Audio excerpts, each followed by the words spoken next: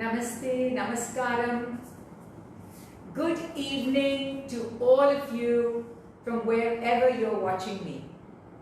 Thank you for joining me, and I come to you today live on Instagram because it's a very special day. But it's been such a strange year, and as my family table is filled with very special food that I want to talk to you about because it's connected to Andal, the season of Margari, her words, and all that she references about food. So, there, that is my beloved German Shepherd, Bon Bon. Take her out. It's okay. Alright. That's her saying she also wants a piece of this. So now, in the midst of so much unrest and farmers' protests, all this comes from the farms. All this comes from the land. And so I want us all to take a moment just to think about those who may not be as fortunate as many of you watching me. Because this is a very special day. It's not just the day when a divine child was born thousands of years ago in a humble stable, a manger, in a desert. This is also the day, coincidentally, this year, where Lord Vishnu, the followers of the Vishnu path, believe that the gates of heaven are opened. The gates of heaven, which is called the Swarga Vasal, are opened. And so, it is with, I would say, with great gratitude that I want to tell you that today there would be throngs of people normally in all the Vishnu temples. Especially in South India, not just in Tamil Nadu, Karnataka, Andhra, Kerala, Telangana. So it is a very special day because the Swarga Vasal, or the gates of heaven, if you can catch a glimpse of Lord Vishnu on this particular day, then you are guaranteed moksha, which is you're freed from the cycle of rebirth. But wait, before I start, I want to say I'm wearing my mother's sari because I want to keep her close to me. But I'm wearing something special which is new, gifted to me by my children. So there's something old, there's something new. Now, what is the specialty of Kunta Ekadashi? Kunta is the name for heaven. Ekadashi means the 11th day. Ekadasha. Now, there's a very interesting story because I have to tell you this before we go into the stories of food. So once there was this demon who was troubling all the gods in the heavens. They couldn't suppress him, they couldn't defeat him. They run to Vishnu. And Vishnu realizes he has to create a new weapon. So he retreats to a cave that belongs to the goddess Haimavati. He is in a meditative state. He's sleeping. And at that time, this demon decides to attack him, thinking that he will be most vulnerable. So while Vishnu is asleep, his feminine energy surges out of him. And with her eyes, this goddess, feminine energy, burns the demon to ashes. Now Vishnu wakes up, he's so delighted. He names her Ekadashi because it happened on the 11th day. So, and he says, ask me any boon. And she says, Well, I don't want a boon, but I want you to tell all your devotees to fast on this day. Fast for 24 hours. And if they succeed, please absolve them of all their past sins. So, in a sense, Ekadashi is named after a feminine energy. It is the 11th day. It is also a time during the waxing moon. We call it the Shukla Paksha. So as the moon waxes, so does illumination, knowledge, radiance. It is a time for growth. So now let's come to Andal, fasting and feasting. Now Andal has imagined the world of Vrindavan and Mathura in North India transplanted to her humble abode in Villiputtur. But in that she's created a mythical world called the Ayurapadi, which is a domain of cowherds. So there are cows everywhere, which means there's milk everywhere. And so the idea of prosperity and plenty is an idea where the cows graze, their udders are filled with milk, and she has so many imagery and references to the udders being so full that it's actually dripping and seeping on the floor, and the floor is slippery and glistening with white, pure, delicious, sweet milk. Now, but Ekadashi is about fasting, and I have this table laden with food. So, let's talk about the Tirupavai first. The 30 verses that began this year on the first day of Margari, which was the 16th of December. So on day 1, Andal just establishes where we are, Margari Tingal. So on that day, the traditional food is Chakara Pongal. Okay, now this is a sweet version of the more popular white or ven pongal. Now this is made with rice, so much is rice based, jaggery, ghee, cardamom, and a little bit of moong dal. So this is a sweet version. So it is almost as if let's load up on our carbs, because from the second verse or the second day, Andal is telling all her friends in the Pacharam that says Vayathu Vaazhvirgal, she says Neyyunno, Palunno, Naatkale, Neeraatti, Mayittu, Eludom, Malarittu, Na Mudiyom. What does she say? She's saying, from this day on, for the rest of the 29 days, we will not eat ghee, we will not drink milk, we will not consume any dairy products. Of course, she also says we won't waste time adorning ourselves. But no ghee, no milk. Now, for a community of cowherds, milk is the staple. So, what do people eat for the 29 days left? Is the famous Ven Pongal, which is called white Pongal. Ven means white, and this is it. Right? It is garnished with ghee, garnished with cashew nuts on the top, but this is also considered an extremely healthy dish. It is, for North Indians who are watching, this is a South Indian version of khichdi. Except I'll tell you, this is far more delicious. So this is the Ven Pongal that everyone eats every morning. It's made fresh and depends on the amount of ghee one needs to have and the amount of calories one needs to consume. So this is the Ven Pongal that we eat every single day. But Andal also says, eat but once a day. So maybe for those who really want to observe Andal's method of eating but once a day, a nice cup of Ven Pongal would be good, maybe without the ghee. My mother and my grandmother did observe this fast. They did eat but once a day. But I have to confess, with my life and my travels all over the world, many times I lost track. The only way I kept in touch with Andal was by listening to the songs of M.L. Vasanta Kumaris who sang the Tirupavai, and occasionally having an extra helping of ice cream. But I'll come back to that later.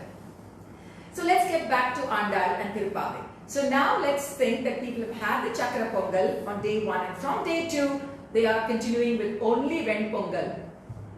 But she comes back and it's as if she is urging the Gopikas, because people are getting tired, they're getting hungry, the work doesn't stop, people still have to wake up in the morning, they still have to milk the cows, they still have to do all the chores of the house. But, so what does she do? In 27 and 28, the Pasharams 27 and 28, she's very clever. It's as if she's saying, we're almost there, we're almost there, we're almost there. So now, just 2 more days. So the Pasharam 27, she actually makes delicious reference to food. And she says, the Pasharam that starts with, Kudare Ellum Sir Govinda, Parshor Mura Nei Peide, Murangai Varivar. So she says, we're going to sit down in silken gowns very soon, rice steeped in milk, glimmering ghee on the top, honeyed milk, rich with butter that drips to our elbows. That's the kind of food that she is offering as saying, it's right there, it's right there. So now the butter is freshly churned butter, right? It's white butter sitting there in the center of that platter. And she's talking of sweet rice. She's talking of just having, going back to normal. So that's what she says in Pasharam 27. And she backs it up in Pasharam 28. Now in that 28 out of her 30th, Kadavaigal Pinchendri, which is really, it says, let's all go, let's follow the cows and let's see where they graze. So it's like, girls, let's go on a picnic. Okay, so this picnic is what they go because they're following the cows. And on this day, it's traditional to eat.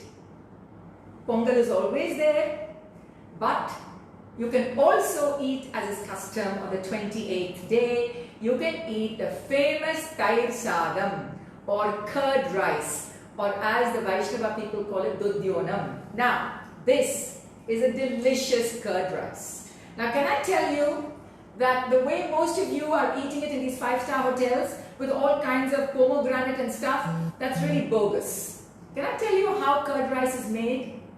With almost no curd. Listen, because remember, this is a time when there was no refrigeration. So the way we make authentic curd rice is fresh, it's still hot. We add freshly churned white unsalted butter. We mash the rice really well. We put the salt, then we add hot milk, fresh milk, that's right.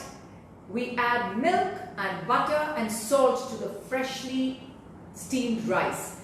Once we add the milk, that's hot, warm, then we add a little tablespoon of yogurt, curd. Now what does that do? Remember, no refrigeration. Many people would make this curd rice in the morning, put it in their little boxes or dabbas, and they would take it to work. Now over the 3 or 4 hours, the milk turns to curd.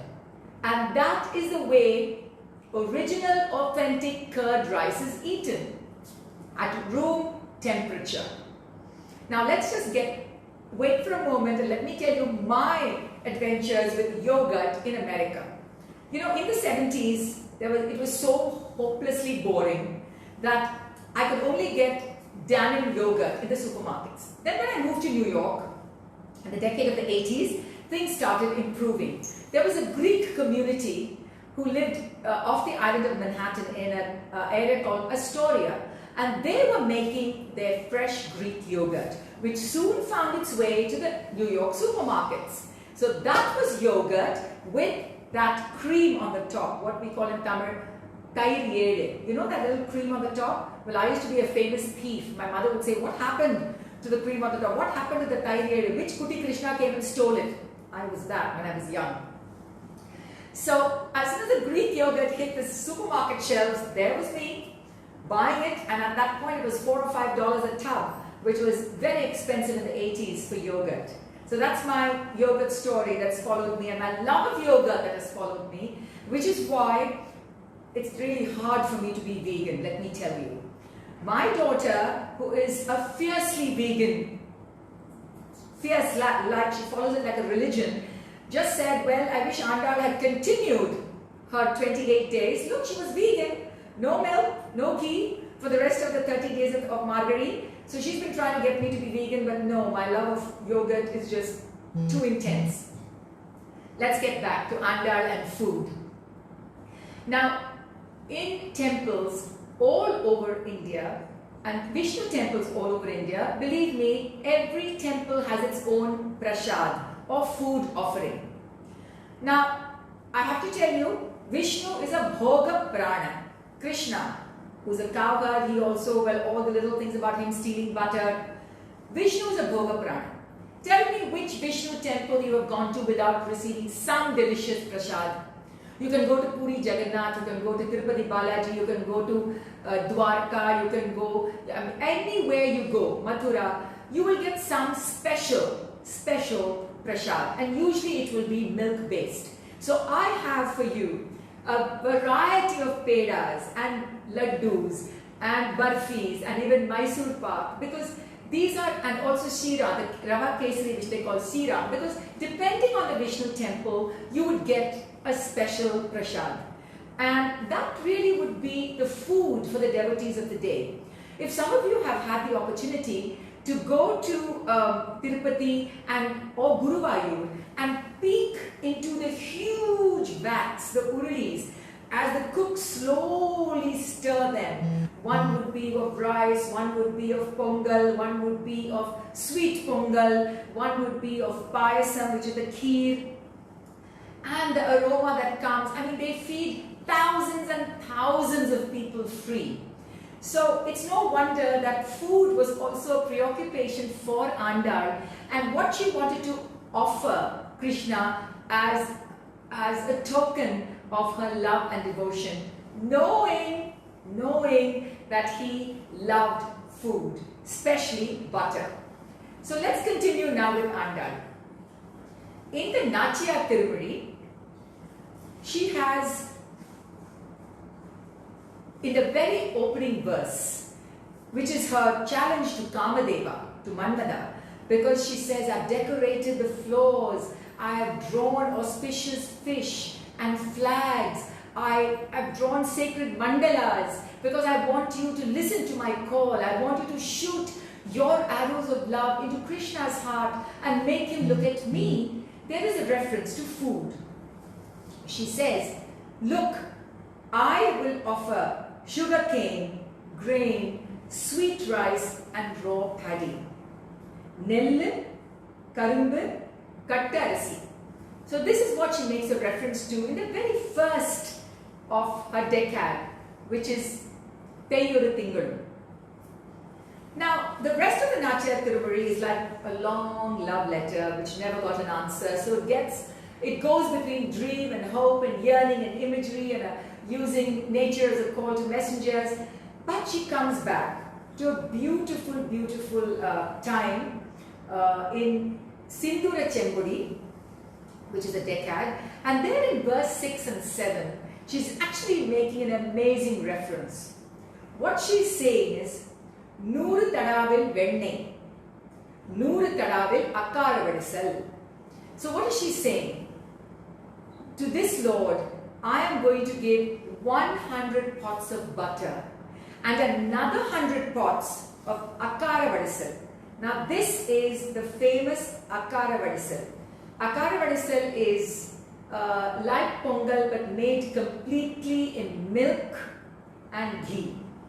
So this is what Andal has promised to make. 100 pots of ghee she offers and 100 pots of Akaravadisal. And she says, if my Lord Krishna, she calls him Nambi here, will accept it, I will offer 100,000 pots more.